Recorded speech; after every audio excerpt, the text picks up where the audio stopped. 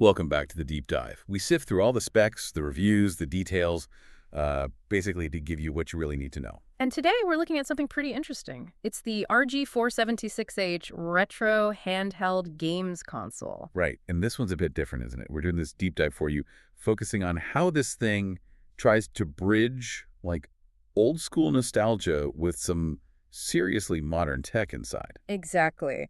Our main source here is a detailed analysis, a review of the console itself, and it paints a picture of something more than just, another retro box.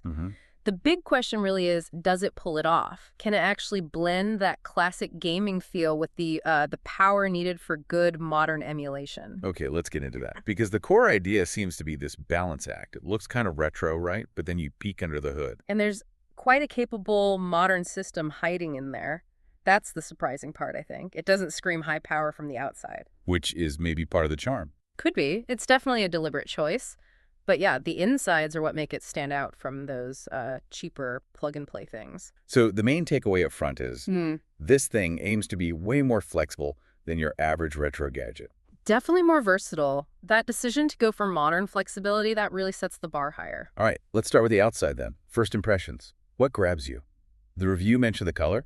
Oh yeah, the color. They didn't just go with the usual matte gray or black. It's this really bold indigo finish. Indigo. Okay, that's different. It makes it look, well, frankly, quite premium. Yeah. Stands out immediately. And the build quality gets good marks too. Feels solid. And the buttons. Tactile, clicky, mushy. That stuff matters for retro games. Apparently quite tactile, yeah. And the ergonomics are praised too. It's designed to be comfortable for, those long sessions. Which you definitely need if you're trying to finish Chrono Trigger again or something. Exactly. Comfort stops being a luxury and becomes like a technical requirement at that point. Okay, solid build, nice finish. But the screen is usually where these things live or die, especially mixing old pixel art with potentially newer stuff. For sure. And they didn't skimp here, it seems. The source points to a 4.7-inch LTPS In-Cell HD display. LTPS, right, that's low-temperature polysilicon. Better colors, thinner screen. That's the one. It means it should be bright, crisp, good viewing angles, really important for making those old pixels pop, but also handle, say, streaming video if you use the Android side. So it should look good whether you're playing something like Super Mario World or maybe even trying to stream a modern game. Precisely. The review says it holds up really well across different kinds of visuals. Sharp enough for the old stuff, vibrant enough for newer content. Okay, that brings us to the guts then. You mentioned what's underneath. What's the big reveal? This is where it gets really interesting. It's running Android 13. Android 13 on a retro handheld. Yep.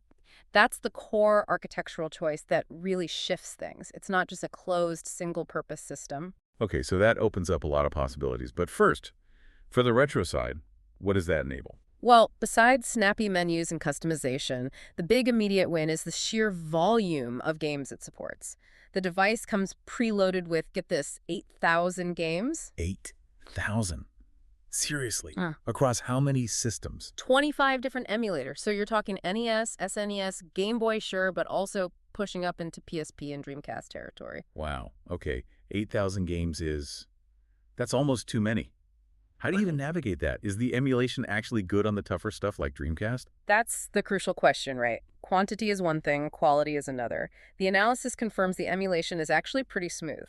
Good frame rates, low input lag, controls feel right. Even for PSP and Dreamcast?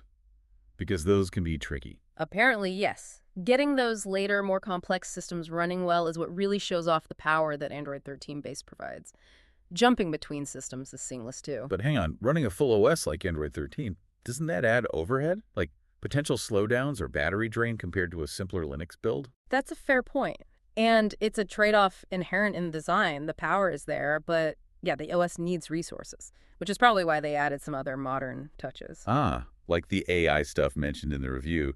That often sounds a bit like marketing fluff. What's it actually doing here? It's less about, generating art or something and more about efficiency. It's subtle system management. How so? Think automated performance profiles. If you fire up an old, simple 8-bit game, the system kind of dials back performance to save battery. Launch a demanding PSP title, and it ramps everything up automatically. Oh, okay. So it's optimizing on the fly. Pretty much. It means less fiddling in settings for the user, and it shows how these devices are getting smarter about managing their own power. It's actually quite clever. Right, so the Android core handles the heavy lifting for emulation, and the AI keeps it efficient. But you mentioned the OS opens up possibilities. Yeah. What beyond just playing old games? Well, that's the other side of the coin. Because it is Android 13, it stops being just a game console. It's basically a mini tablet, meaning you can install other Android apps, modern mobile games, streaming services like Netflix or YouTube, cloud gaming apps like GeForce Now or Xbox Cloud Gaming, even productivity stuff if you really wanted to. So it transforms into this little entertainment hub. Exactly. A very versatile one. It's not locked down to just the preloaded retro stuff. Okay, that kind of versatility needs decent storage and battery, though. What's the story there? Storage is actually a strong point. It comes with 256 GB built in. 256, that's huge for retro games. It is generous, yeah. And it's expandable via micro SD card, too, thankfully. Power-wise, there's a 5,000 mAh battery inside. And how long does that last in real-world use? The review pegs it at a pretty solid 5 to 7 hours, depending on what you're doing. Obviously, emulating PSP will drain it faster than NES. 5 to 7 hours is pretty good, actually. Okay. Better than some dedicated handhelds. And charging. USB-C. Yep, USB-C for charging, which is convenient. And they mentioned minimal standby drain, which is nice. You can leave it for a bit and not come back to a dead battery. And since it's doing all this Android stuff, connectivity must be decent. Wi-Fi, Bluetooth. Yeah, they covered the modern essentials. You get dual-band Wi-Fi 2.4G and 5G, which is key for smooth streaming or downloading, and Bluetooth 5.0. Bluetooth 5.0 is good for, what, controllers? Headphones. Both. Pairing external controllers is easy, but maybe more importantly, pairing wireless earbuds or headphones, which you might want to do. Hinting at a potential downside there. We'll get to that. But first, one more cool feature. The TV output. Right. That's a big one for recreating that old console vibe. You can hook it up to your TV. Via HDMI, I assume. Or through the USB-C. The specifics weren't detailed, but yeah, output to a TV is straightforward through the Android system, so you can play on the big screen on the couch. Kind of like the old days, but without the mess of cartridges and cables. Exactly. All the nostalgia, none of the clutter. Okay, we've covered a lot of positives, the design, the screen, the performance, that Android versatility. But you hinted. No device is perfect. What were the main drawbacks highlighted in the analysis? Yeah, there are a couple of things. It comes down to balancing value and perfection, right? The first one relates back to the audio and Bluetooth. The built-in speakers. The built-in speakers are described as adequate, functional, but lacking depth or real punch. So, okay, for beeps and boops, but maybe not for epic soundtracks. Pretty much. The review strongly suggests using headphones or Bluetooth audio if you really care about sound quality. Okay, that's one. What was the other main sticking point? It actually goes back to that massive game library, 8,000 games. Right, the navigation issue I wondered about. Exactly. While having all those games is amazing, the actual menu system for browsing through the emulators and all those titles can feel, well, cluttered, especially at first. A bit overwhelming. Yeah. The analysis said it takes some getting used to and probably some user customization to make finding specific games less of a chore. It's the biggest initial hurdle with the interface. So decent speakers would be nice, and the menu needs some work or getting used to. Taking all that into account, what's the final synthesis? How does the RG476H stack up overall? I think the conclusion is that it's a really thoughtfully put together package. It manages that balancing act we talked about surprisingly well. Catering to both the retro purists and the tech fans. Yeah, it seems to hit both marks. The emulation quality, especially on those tougher systems like Dreamcast and PSP, is strong enough for the purists.